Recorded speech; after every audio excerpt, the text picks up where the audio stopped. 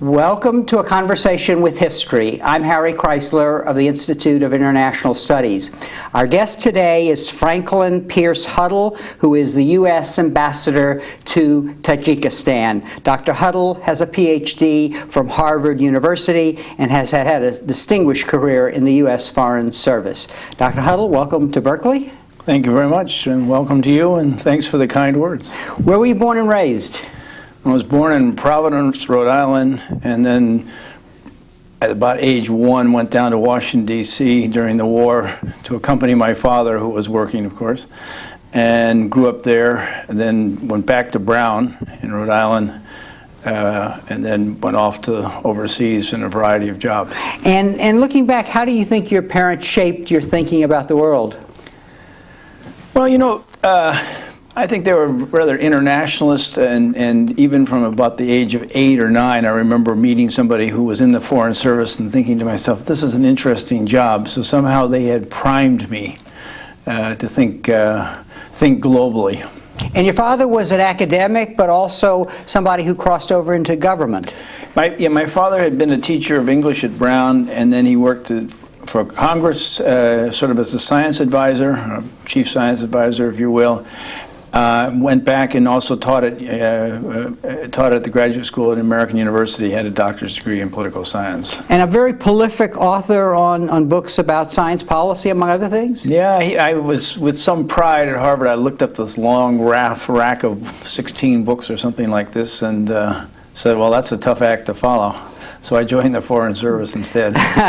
So tell us a little about your education. Do you have any teachers who were especially influential, besides obviously your father? You know, there are many influential teachers that I had, but I think when I was a graduate student, I had Joe Fletcher, who was a specialist in Mongolian studies and Inner Asia, sort of the out-of-way places, but he was able to look at these places and find paradigms or subjects or points of interest or reference that were applicable to the world writ large.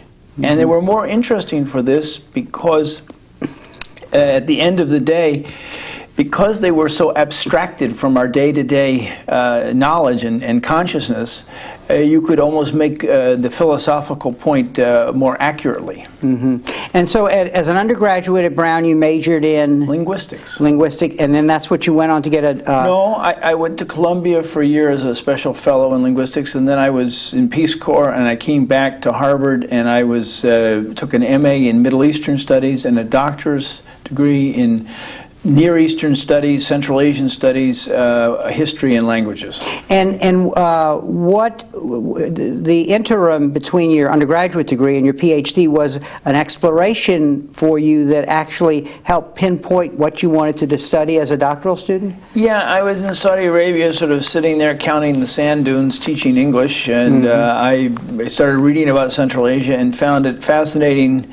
You know, both for the fact that it was this sort of faraway, dream-like world, but also that there were practical lessons that could be applied sort of to the world in terms of economic development. For example, my doctor's degree is on cotton in Central Asia. Why cotton? Answer, you had to find something that was high value by weight that wouldn't perish as it was being shipped, in order to send it long distances to earn money for this very isolated farmer. Mm-hmm. And so what is the story of cotton in that region? Just as an aside here, is it one that was cotton grown throughout the region or only in what is now Tajikistan? No, cotton came to Central Asia right after the U.S. Civil War, where cotton was short world round and many places turned to cotton. By 1914, it was the third largest producer in the world, and in the 50s and 60s, sometimes the Soviet Union, that part would be the world's leading producer, mostly in what is today Uzbekistan, but also Tajikistan. And they developed fast ripening varieties that would ripen in less than the normal 210 days required for cotton. And during this period when you did some traveling, was that when you took up photography or was that later? I mean, I want to talk a moment about that, and then later we'll show some of your photographs. No, I took up photography when I was traveling as a graduate student, and I was offered a job as a sort of like a I guess a contract worker for National Geographic, shooting pictures in far western Nepal, and then later Corsica, actually. There are people who are better than I am at taking pictures, and I had a girlfriend that wanted me to get a straight job that paid regular wages, so I took the Foreign Service exam instead. And you passed it, obviously. Yeah. And never looked back, I guess. Well, I think I looked sideways a couple of times. When I first came in, I was an academic, and I wasn't sure I wanted to sit in an office from 9 to 5, and it was a different culture. There's always an adaptation. But the Foreign Service, the work was inherently interesting, and you had every 2 years or 3 years, you had a new job, a new boss, a new location, new languages, often new housing and so on.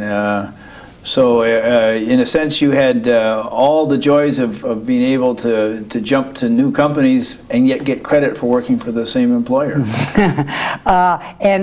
Language, I guess, have also been important both in your career but also in your academic work. If you were a linguist, I guess at one time or another you have mastered a number of languages. Yeah, what happened was I learned them in linguistics, and I had Arabic and German and some smatterings and some other languages when I came in. And then the Foreign Service teaches you languages. There's skills, they're essential skills for your job. Unfortunately, I'm one of these people, Shakespeare had it right. He said, one language drives out another like one nail drives out another. So whenever I learn a new language, now I use Russian all the time in my job, and I can barely speak in Thai to my wife, even though I used to be the interpreter for the State Department in Thai. So, as someone trained in the academic world, but someone who chose the Foreign Service, I'd be curious as to what you see as the prerequisites for being able to be a Foreign Service officer. What skills does it take? What temperament and so on? And compare that to the academic life as you knew it. Well, I think both of them allow for a wide range of personalities and skills, but in academics, I think if you don't have originality and you don't have especially modern day graduate student work, ability to really run a subject into the ground, as it were, it's probably going to be hard slogging. And you have to like sitting in a library if you're in history for 10 hours a day. The Foreign Service, on the other hand, demands a lot of different kinds of skills. You have to be good at negotiating. You have to know, for example, that when you look right eye to right eye to somebody, that's truthfulness. Left eye to left eye is deception. I have a great new used car for you.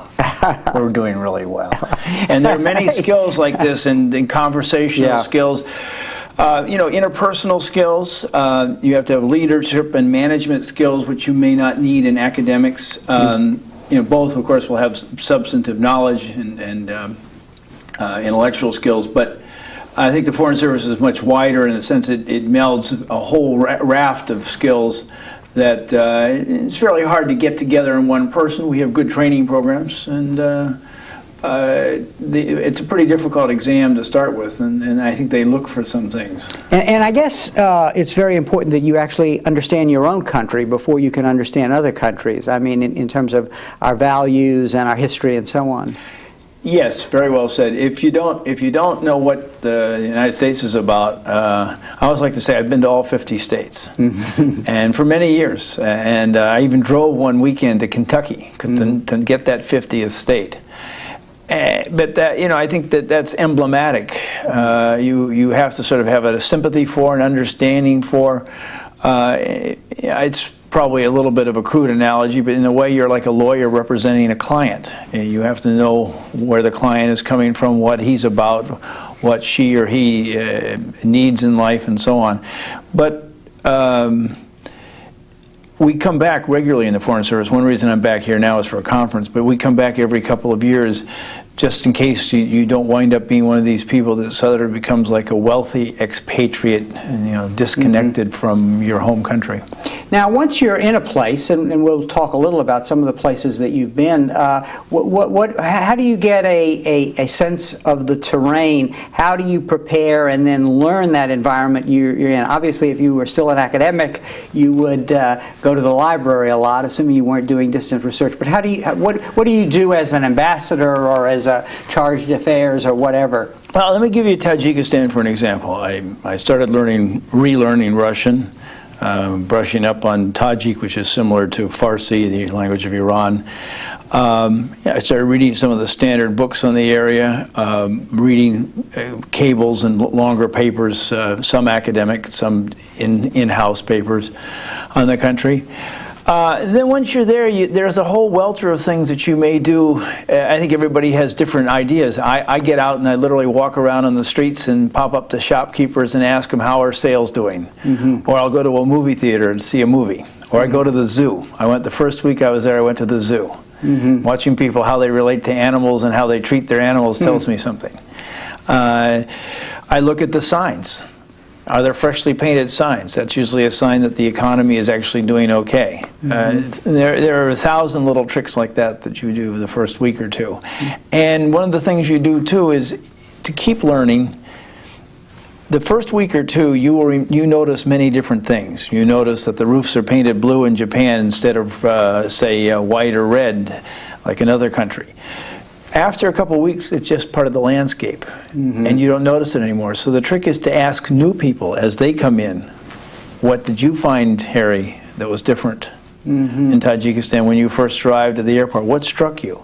And by asking people like that, you can continue that learning experience on for years to come. Now, before we talk about your role now as ambassador a little down the road, when you first started in the Foreign Service, you were a policy analyst, and the countries that you focused on were Iran, Afghanistan, and Pakistan. Quite a trio, given the turn of events in the world, especially most recently. I came in, I was getting my doctor's degree, and they offered me a job in Washington so I could finish my doctor's degree, and it was a very good job. It was much more senior than I was. And Iran in those days was the big country. We had oil, we had a large commercial relationship. We had a troubled relationship in the sense that the Shah was both a friend and a difficult ally.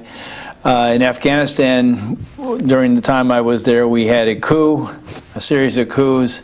In Pakistan, we had Bhutto, who was, convicted and hanged eventually. So it was a rough ride. But I always think the most defining moment for me was I was fairly green and I was an academic. And this would have been what year? This would have been 1975 to 77. Okay. And I always remember when I came in, my very first 6-page paper up to Kissinger came back from one of his assistant secretaries, and he had a red pen and he went like this up and down for 4.5 pages and then drew a block arrow and said, "Start here." And what they had done was taken out all of my explanation as to why Iran was going to fall apart. I see. And this would have been several years before the Shah fell, actually, yeah, right? 2 years before. Yeah. And I got a nasty letter from Richard Helms once on the same thing. Who was then director of the CIA? No, he was ambassador to Iran. Oh, okay. But he had been, of course, director of CIA. And he sent me a nasty letter. "Dear Dr. Huddle, I do not want to nitpick you as author of Report 412, but I would like to know why you think Iran is unstable and likely to fall apart in 1978. And unfortunately, the letter is classified confidential, so I can't show it to you on camera, but you can think of this as a virtual letter. I see, I see. So what did you tell him, or can you tell us, or I mean, just... Well, I had a sense of humor in those days, and I wrote out an answer, "Dear Ambassador Helms, some idiot has written to me in your name, and I thought you ought to know about it." I see. But then I think it was Hal Saunders, who was the then director of INR, sent back a note saying, "Now, very funny, now write the real answer." And what sorts of things were we as policymakers not understanding, that you as someone, who was knowledgeable about the area and so on, could see? Let me start from now and work back. Yeah. right now, by and large, in the State Department, I found it very easy to work there, even as a former academic, because I think the decisions are reasonably honestly arrived at, and people look at the facts and make a calculus as to which one will fit U.S. interests. Iran was a real disappointment for someone at that time. I strongly felt that we, who were the analysts, were being told, this is the answer you're supposed to get. Now work backwards and find facts that will shape that. Mm-hmm. And I know a friend of mine who had been a Cambodian analyst had a similar thing. You know, they would be told, this is the final result. Now you have to cook up the reasons that will justify it. Mm-hmm. And in Iran, I think that was the case. Mm-hmm. And we paid for it because we made decisions based on bad intelligence. And so is that to say that today, presumably as a result of Vietnam and as a result of Iran, that people who make policy in Washington are more open to sort of academic and other kinds of insights, although they might not follow those insights to where they lead? Yeah, in some cases, for example, you know, I mean, there are plenty of burning issues now that are controversial, you know, from Iraq or whatever. But the fact of the matter is the State Department, especially at senior level, they listen to the different rationales for them, and they don't just sort of turn off and say, don't bother with me, the facts, I've already made up my mind. They actually do listen. And more importantly, in terms of something like Iran, we have built into our system a lot of provisions for dissent. Suppose I have a junior officer who says, Ambassador Huddle, you know, you've got it all wrong. This is what's really going to happen. He has the right to send a cable directly to the Secretary of State in the so-called dissent channel, offering up his views. Mm-hmm. And, you know, it's a bureaucratic thing. He starts by saying, Ambassador, I disagree with you, and I'd like to send out this cable. If I don't want him to send it, he can then send it directly, and it goes right to the Secretary of State. Mm-hmm. Now, in your career, there's a very interesting journey here, because, after all, you're a man who wrote a dissertation on cotton in that region, which shows that you were both knowledgeable about the history, you know, and the economic and other social currents in the region. But then you had a number of assignments that took you to different places, primarily in Asia. But then you finally sort of came home again to the place that you had studied. What stands out most in this odyssey of yours? You were in Nepal, you were in other places, you were in Thailand, in your journey as a diplomat. Well, you know, I started out in Central Asia, and I never thought there would be independent countries there or a chance to be a diplomat there. And so I sort of left that region. I moved towards the Far East and South Asia. And of course, the world changed.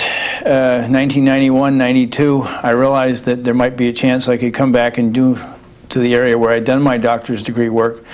And I think the most important single part of it was all of these countries, they had common themes. I liked places that were difficult and challenged, where for reasons of poverty or distance or isolation, the countries wouldn't have an automatic, easy access in Washington. I wanted something where you could make a difference by being an effective advocate or interface with your country in Washington. After all, if you're ambassador to, say, France, and there's a big problem, you pick up the phone and call the White House, or the White House picks up the phone and calls Chirac's office. Whereas in Tajikistan or something like this, you know, the ambassador's role is in some sense much larger, because there aren't all the other players that have a degree of interest in the country. Mm-hmm. And as such an advocate, I guess your job can change dramatically based on major events. Yeah. So that had you been ambassador to Tajikistan before 9/11, your situation would have been much different in terms of the requirements of alerting Washington to the problems there. Yeah, in fact, Tajikistan is a classic case. We had literally closed most of our operation in Tajikistan, and we operated out of Kazakhstan sort of on a caretaker basis.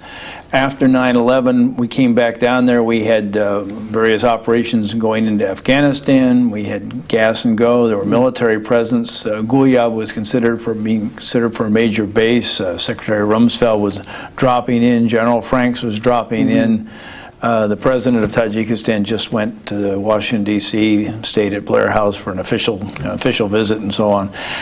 All of this is a very different world, and it made my job rather different than what I anticipated. I figured it was going to be sort of an interesting but somewhat focused primarily on sort of trying to get Washington's attention to this distant, poor country. Instead, it was managing Washington's attention, which was already very strong. Yeah, and we should explain to our audience that once this region was controlled by the then Soviet Union, that with the collapse of communism and the collapse of the Berlin Wall in '89, then the Soviets generally withdrew from the area, and at that time, say the '90s, generally American policy lost its interest in that region, I think it's fair to say, and in Afghanistan. And with the events of 9/11, there was a new recognition that our disengagement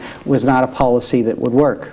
Being a diplomat, let me soften off some of those Berkeley professorial formulations. Okay. We didn't lose interest, but we didn't have the same degree of interest. We had birthed newly independent countries from the former Soviet Union, and in Central Asia you had Tajikistan, Kazakhstan, Kyrgyzstan, Uzbekistan, Turkmenistan. And then there was a several-year period where we were looking around and sort of setting up embassies and developing commercial relationships, but there wasn't any grand unifying theme. And it wasn't, as you say, until the United States realized that it was high time to do something about the Taliban, and at that point suddenly Central Asia had a very strategic location. Now, in these various assignments that you had before you wound up, is there any incident or event that was the most dangerous for you as a diplomat? Well, I've been in lots of danger posts, and I was in the southern Philippines, and I was on #1 on a hit list for 4 years, or it was 2 years for me and 2 years for my predecessor. You had armed guards, I guess? I had 4 armed guards. They had backed the car right up into my office practically. But probably the most dangerous thing happened fortuitously, and it's sort of a memory of a memory now. But in '96 November, my wife and I were on a plane that was hijacked out of Addis Ababa. And the hijackers, who were sort of nutty, and not political. They quasi-political. Yeah. They ran the plane out of fuel. It crashed in the water, killing most of the passengers. And we were literally thrown out with our whole seats and woke up floating in the water. So you experienced terrorism, or a kind of terrorism, firsthand. Yeah, exactly. And although I'm lucky and think of all those people that never had a chance. It sort of brought home in a very personal way what it was like, and I don't like to dwell on it. It's an old story, but it does make it possible for me to sort of get, I think, a little bit closer to the emotionality of the problem. As somebody who was a diplomat, a former academic, a human being, as you dealt with that situation where you had an interval where you knew the plane was going to crash, what came to the fore? What part of your persona was most helpful in this period right before the crash? Well, I think I'm somewhat the sort of action-oriented guy, and like many passengers, I'm sure I was sort of frustrated because one side of me wanted to sort of charge after these guys, and you felt helpless because you should be doing something. But at one point, I was able to stand up on my seat and say, "Don't inflate your life jackets." And the reason I did that was my wife had heard a pop, pop, pop, pop, pop, pop in the back of the plane, and the passengers back there had all panicked and inflated their life jackets while still in the aircraft. And the pilot had told us we were going to crash in about 5 minutes. What happened? The plane hit the water, it flipped over, broke into several pieces, but the big main fuselage filled up with water, and people were pushed up against the top of the plane, inside the plane, and couldn't swim down to get out because they were so floaty with their life jackets on, and they all drowned. And in our business class area, the people didn't drown because they didn't inflate their life jackets. And so in other words, for you in a way, it sounds like this situation became a problem, which you analyzed as you went along. Yeah, to some degree. Although I let the record show that I was also nervous and probably cowardly. I had a very effective take charge wife. I'm trying to say, "Dear, I love you," and she's saying, "Shut up and put your eyeglasses in a hard case and eat something because your blood sugar will go down once you're out in the water." Right. So again, there were how many passengers on board, and how many survived? There were 175 total, including crew, and 48 survived. Was there anything you learned from this that helped you as a diplomat or as a person, or? I'm not sure. I think every life toughens you up in lots of ways. It probably made me a little tougher in meetings now. Sometimes I will say I didn't survive a plane crash to listen to you guys lie to us or something. But it's. You move on. You move on. Yeah, I pulled up my socks and moved on. Yeah. So tell us a little about Tajikistan, the country that you were based in as a representative of the United States. 6.5 million people. It has beautiful mountains ranging up to almost 25,000 feet. Other than Nepal, India, China, and Pakistan, it has the highest mountains in the world. It has mostly cotton and mixed agricultural economy. The Tajiks are Iranian background. It was always a poor country. Even in the Soviet Union, it was sort of an Appalachia, as it were. So it's had a tough time, in part because it had an internal civil war fought in part over those who were more conservative Islamic versus the sort of Soviet holdovers.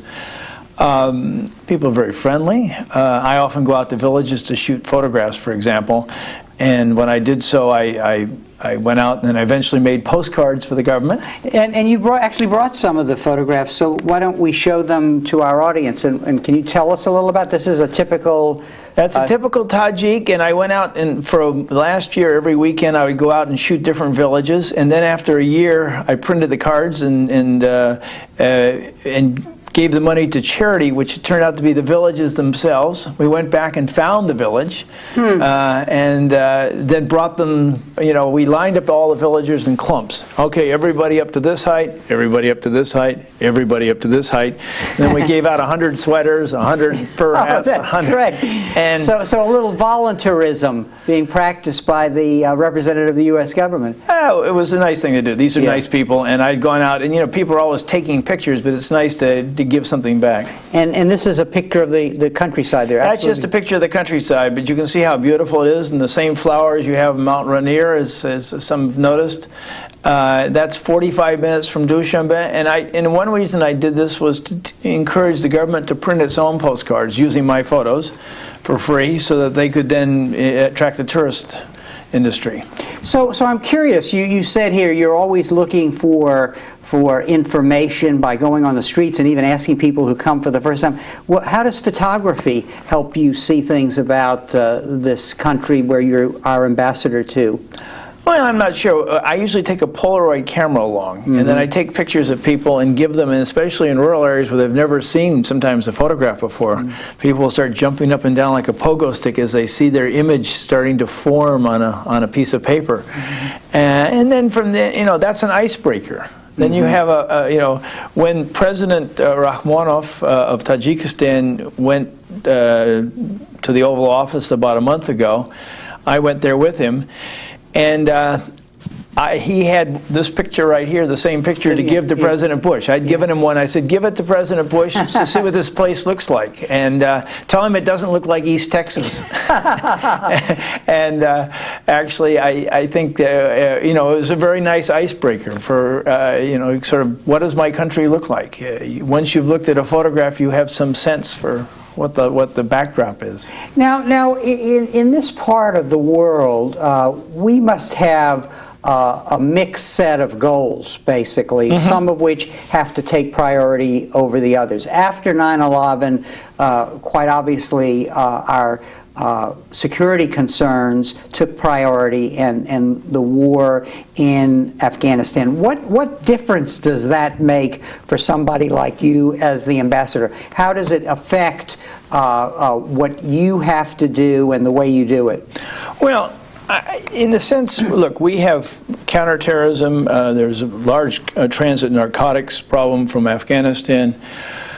But in a sense, there was continuity, because although we had more focus, there were U.S. troops in the region, there were intelligence operations going on.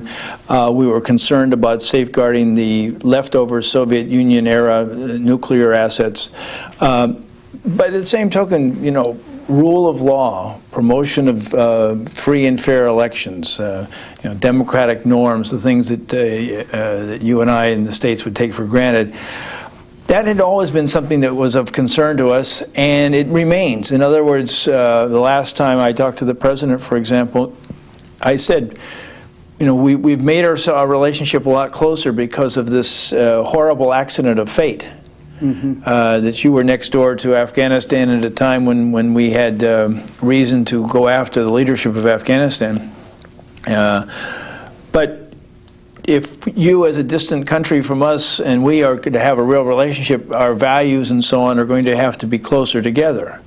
And you know, our democratic ideals and so on are out there for you to work towards. So that has been, you know, the hard sort of retail work of trying to convince. We have a lot of different programs, democracy building programs. There are many, many NGOs, including some from Berkeley here. Now, is there a conflict in the sense that we want the leadership there to be part of the war on terrorism on the one hand, but democratization can or cannot make them more vulnerable within their own system? Is that fair, or how do we work that dilemma?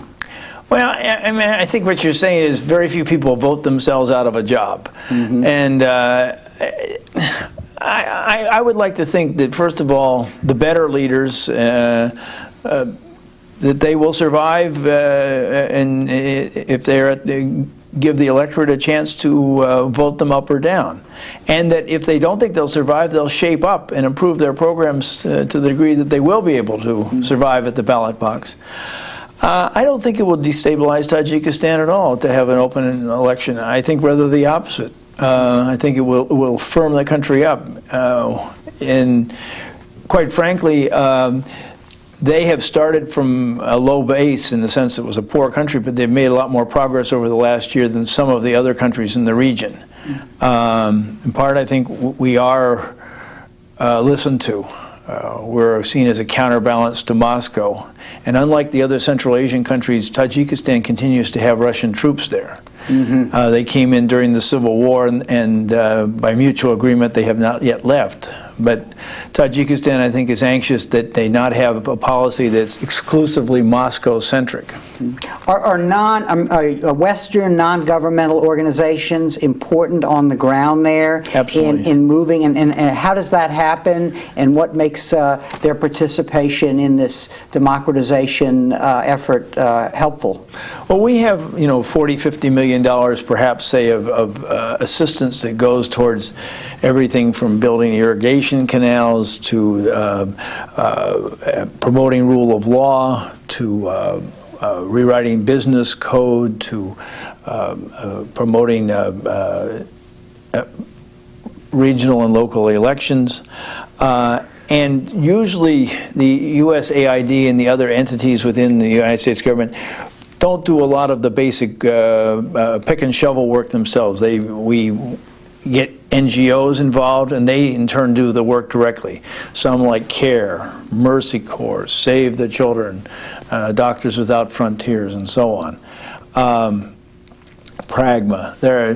And in Tajikistan, there are 40 or 50 of these that we work with regularly on specific programs. Mm-hmm. Now, why is beyond the war on terrorism, why is this country and the broader region strategically important to us?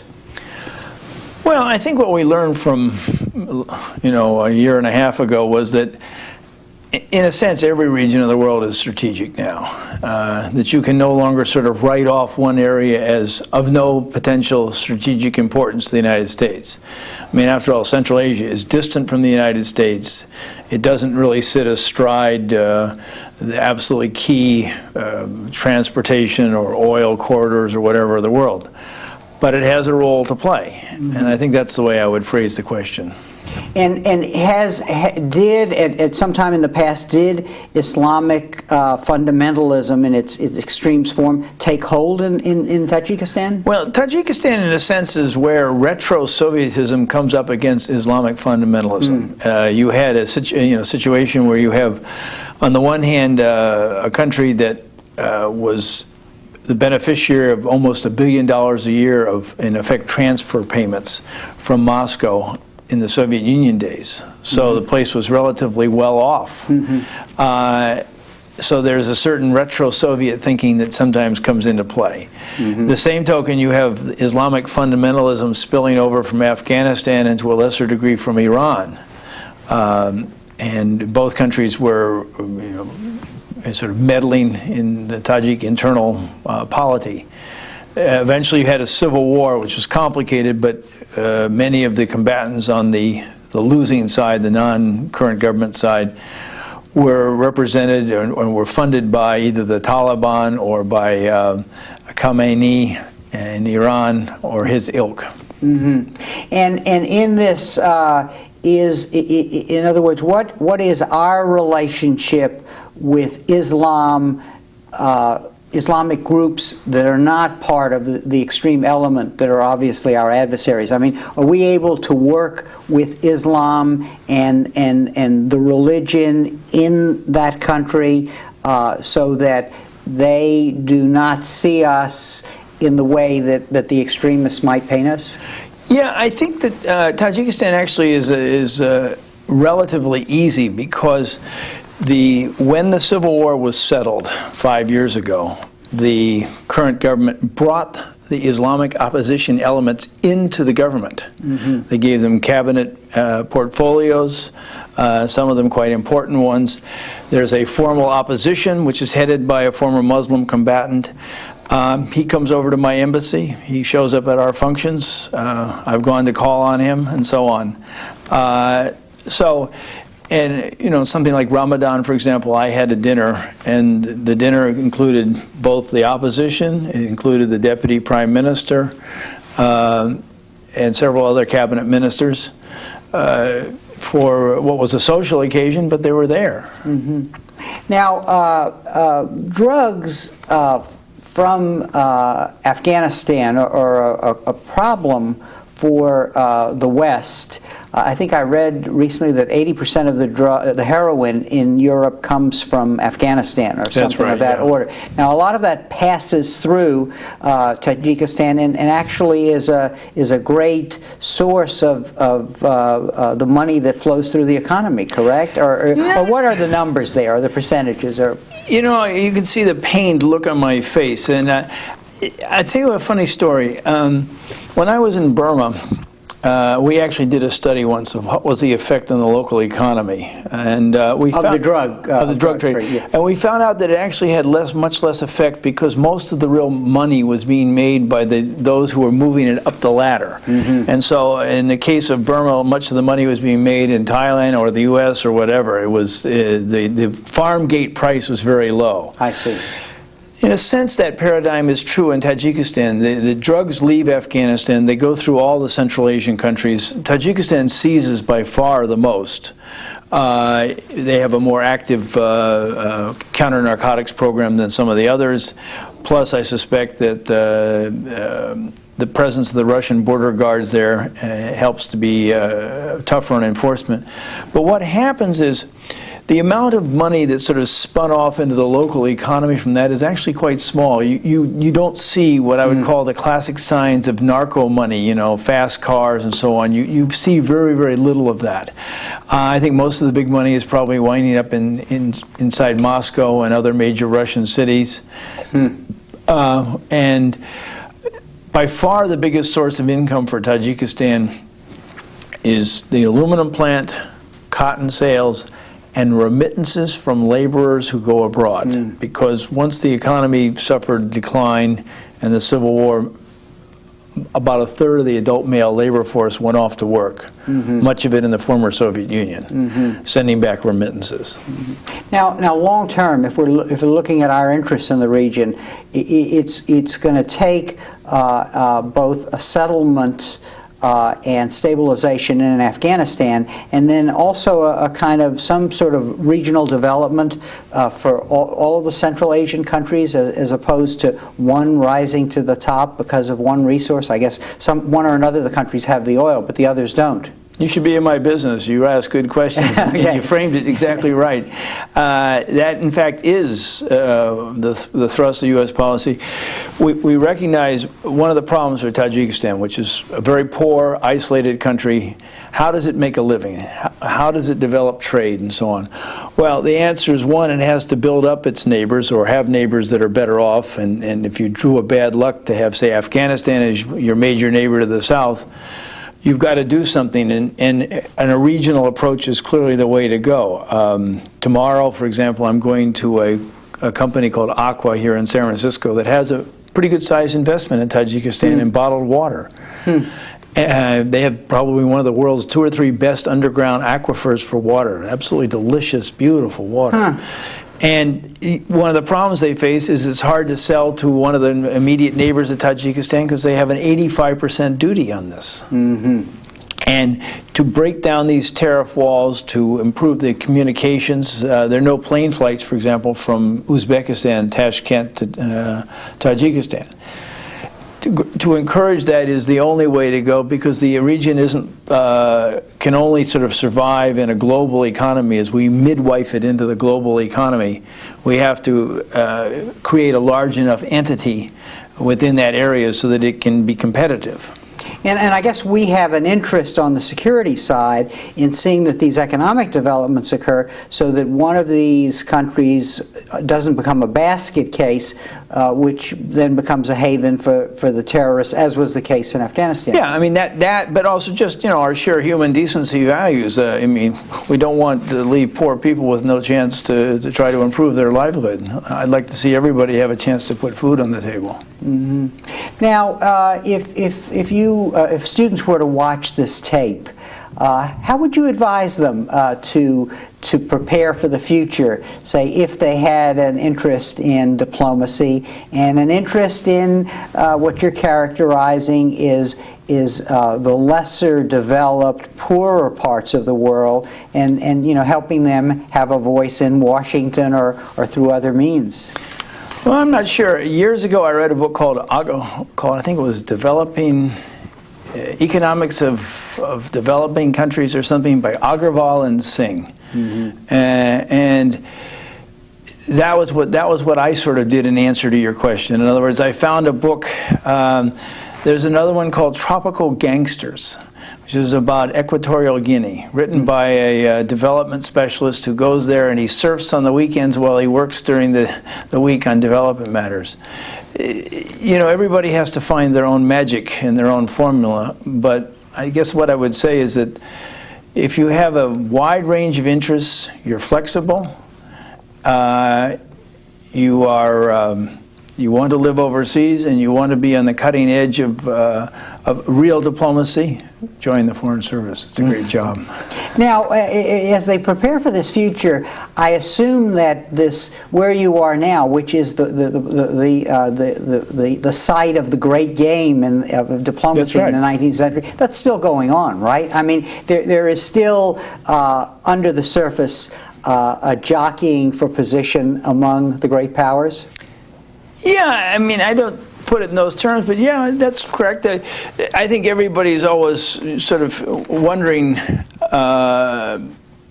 whether there would be jockeying between Russia, for example, and the United States. And I think the simple answer is we have complementary interests. We have places where we can work collaboratively.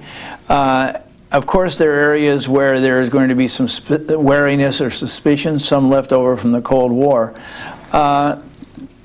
I guess what I've learned by being the person right out there is, for the most part, I think actually our interests are fairly easily made compatible. The United States has no intention to maintain long-term permanent bases in Central Asia. It just isn't in the cards. And I think President Putin and the more sophisticated of his government more than realize this. And they work with us on that basis. Now, one final question, and that is the following: what lesson do you would you suggest that students learn from this intellectual journey that you took? You obviously did the life of the academic, or at least prepared for it, but then applied that in this world of policy. And on the way there were some bumps, even an encounter with death, as you've described. Is there one lesson that for you that comes out that you would like to point out from others from this journey? I'm not sure. My daddy always told me never give free lessons to anybody. But I guess the best I can come up with is that